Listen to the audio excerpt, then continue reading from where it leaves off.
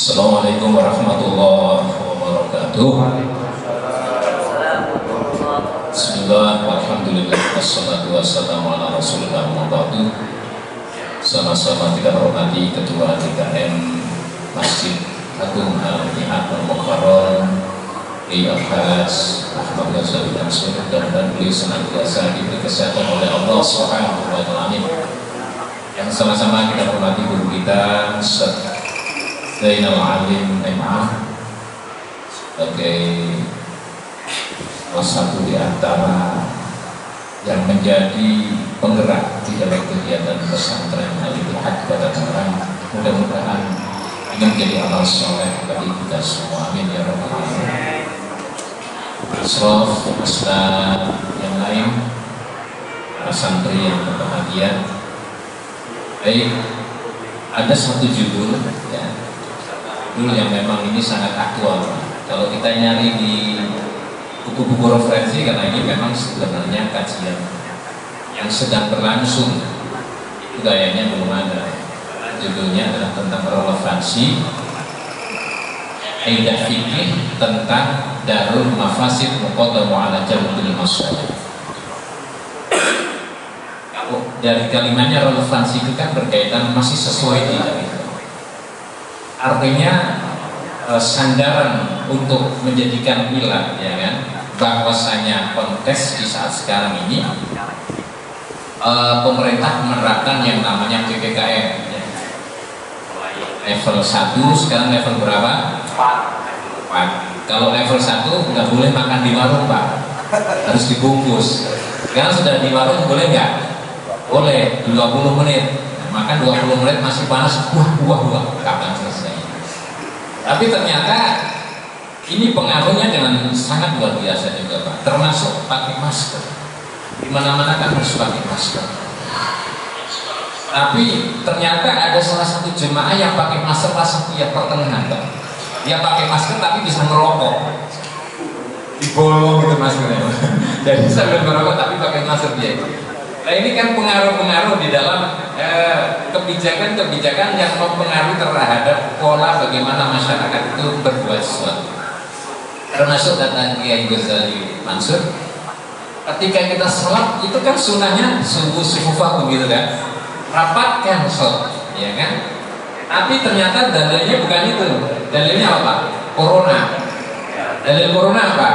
Jaga 1 meter. Nah, ini kan satu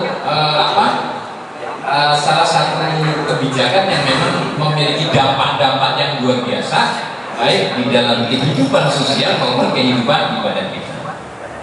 Nah, berkaitan dengan darul mafasid muqaddamu ala jalbil masalih, mencegah kemudorotan itu lebih didahulukan ketimbang mewujudkan kemaslahatan.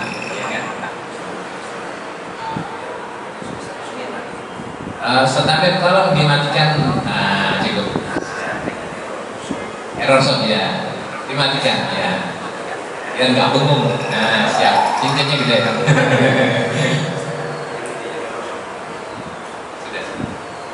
Sudah dengannya. Ya, terima kasih. Jadi mencegah kemudaratan itu lebih didahulukan ketimbang mewujudkan kemaslahatan.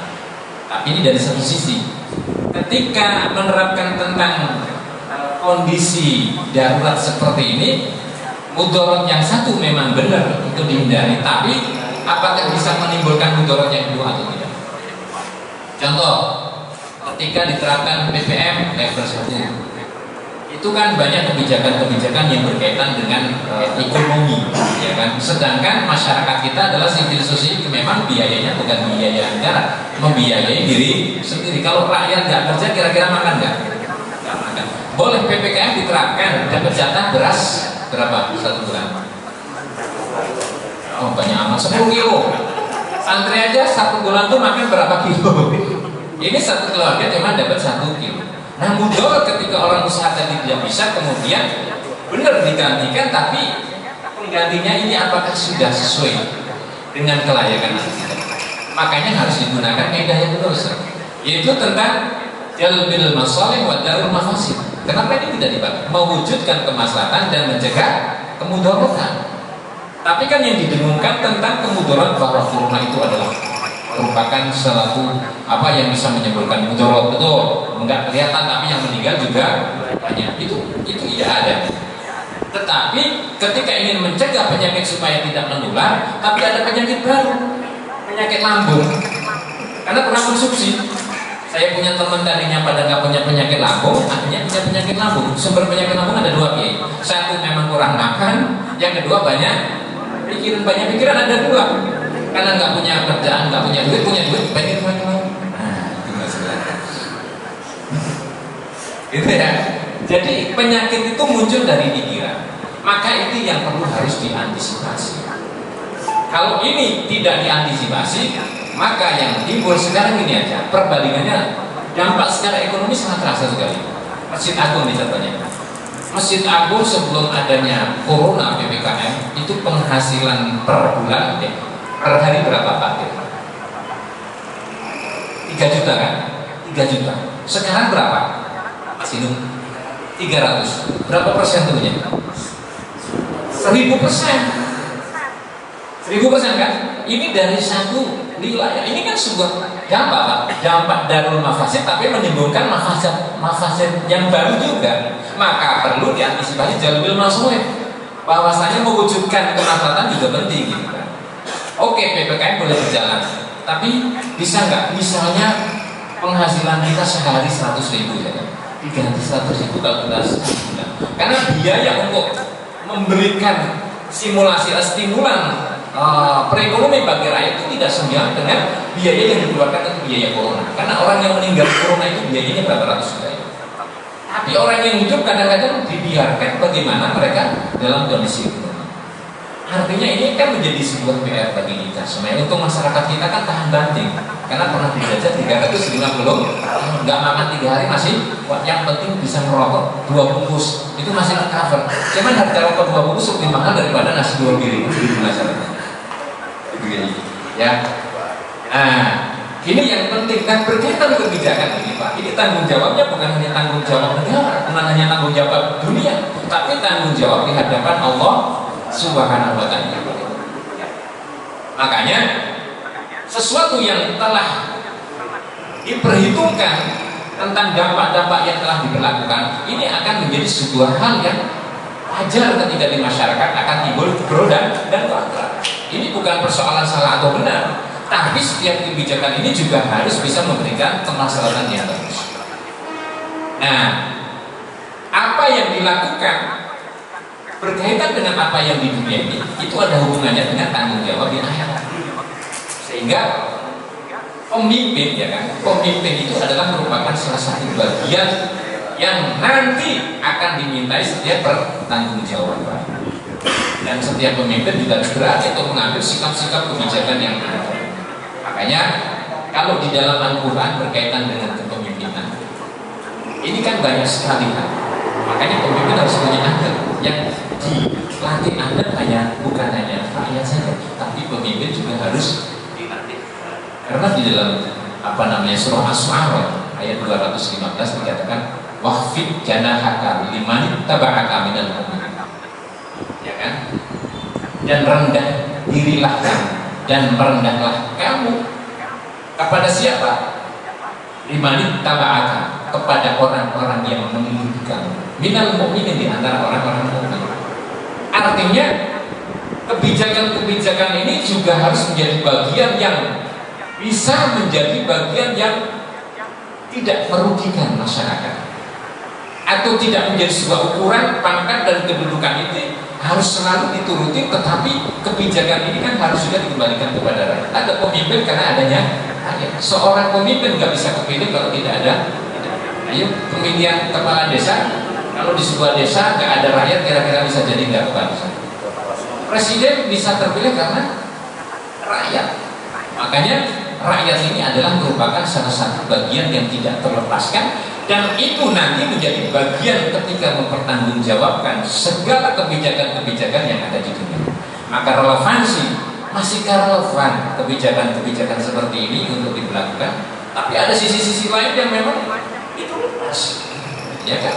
Seperti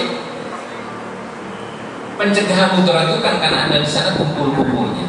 Ini contoh, seperti masjid sampai sekarang ada yang memang masjid sudah melaksanakan kegiatan berjamaah sesuai dengan apa yang disunahkan dalam perintah Rasulullah. Tetapi ada juga yang masjid masih ketakutan. Memang benar, kita nggak boleh takut juga nggak boleh. Ada orang nggak percaya dengan corona, nggak percaya, tiba-tiba besok kena corona meninggal. Terlalu takut juga jangan. Karena apa? Allah itu yang maha tinggi dan segala sesuatu yang ada di dunia ini kan karena kehendak Allah Subhanahu wa Ta'ala. Sehingga dalam kebijakan-kebijakan itu harus berpihak kepada sebuah keadilan. Jadi makanya perlu dijelaskan tentang bagaimana jalbil masalah keadilan. Artinya keadilan di sini ketika seseorang tidak beraktivitas 30 hari dalam 1 bulan, dia kehilangan pekerjaan, idealnya gimana? Ya digantikan dengan apa yang mereka katakan, cuma duitnya kagak ada kan gitu masalah. Ini yang menjadi masalah. Loh, kata Ustadz Jainal itu tadinya kafenya itu kalau semalam hasilnya sangat luar biasa kan, orang keluar masuk bahkan 24 jam. Tapi sekarang kalau saya kesini subuh aja udah tutup, kayak ada yang beli kan. Kalau nomor sendiri melek, yang datang nanti kuntilanak kan repot. Nah ini ya. Maka kata Allah, innallaha ya'muru bil 'adli wal ihsan.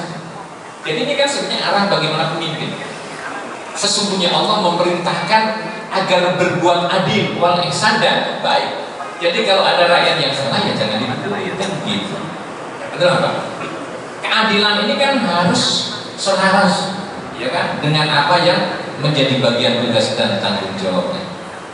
Kemudian wa ita'idil qurba, dan agar memberi kepada keluarga terdekat. Nah, bagaimana mau memberi kepada keluarga terdekat? Buat sendiri aja nampak. Nah, ini kan menjadi persoalan juga. Wa yanha 'anil fahsya'i wal munkar, dan agar mencegah dari perbuatan yang fasik dan perbuatan salah. Karena kebijakan yang salah bisa juga menyebabkan kefasikan, kan? Bisa juga menyebabkan kemungkaran. Orang yang tadi nggak baik, orang yang tadi baik bisa menjadi. Nah, ini makanya termasuk bagaimana juga mencegah terhadap kefasikan itu adalah bahwasanya kebijakan itu pun jangan sampai juga menimbulkan mafasyad, menimbulkan terhadap sekumsah, apalagi kepada sebuah kemungkaran hukum. Kan ketika membiarkan orang di dalam kesusahan kan kehidupan ini kan luar biasa. Nah kemudian walbat dan juga permusuhan. Sekarang saling menyalahkan, kan dokter menyalahkan ini, kesehatan menyalahkan ini kan.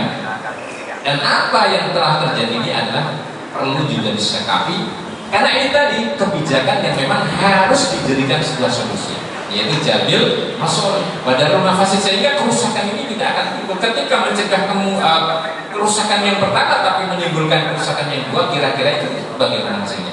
Dan relevan, maka relevansinya itu adalah dua sandarannya harus digunakan. Nah tadi ada pengambilan bansos daerah Karangsari, ya itu memang ngantri luar biasa dengan uang dengan beras 10 kilo ya kan, 1 jam dia harus ngantri dan sebagainya. Ya seperti itu. Nah ini adalah upaya yang terjadi. Nah kenapa saya katakan seperti ini? Setiap kebijakan akan punya dampak yang bukan hanya di dunia tetapi di apa yang disebut anda tetapi jadi Allah mengajarkan kepada kamu sekalian agar kamu itu berpikir bahwa tidak boleh manut berdiri kalau bahasanya kan. Jadi kalau kita kembali kepada hadis Nabi dari Umar radhiyallahu anhu, apa kata Umar? Saya mendengarkan Rasulullah bersabda, kullukum ra'in wa kullukum mas'ulun an ra'iyatihi. Kamu semua itu adalah pemimpin dan setiap pemimpin akan dimintai pertanggungjawaban. Siapakah yang disebut pemimpin? Al-imam, penguasa, itu pemimpin. Jadi kebijakan-kebijakan ini nanti ada pertanyaan-pertanyaan ketika di yaumil hisab. Al-imam wa mas'ulun an ra'iyatihi, maka seorang penguasa akan dimintai pertanggungjawaban terhadap apa yang telah mereka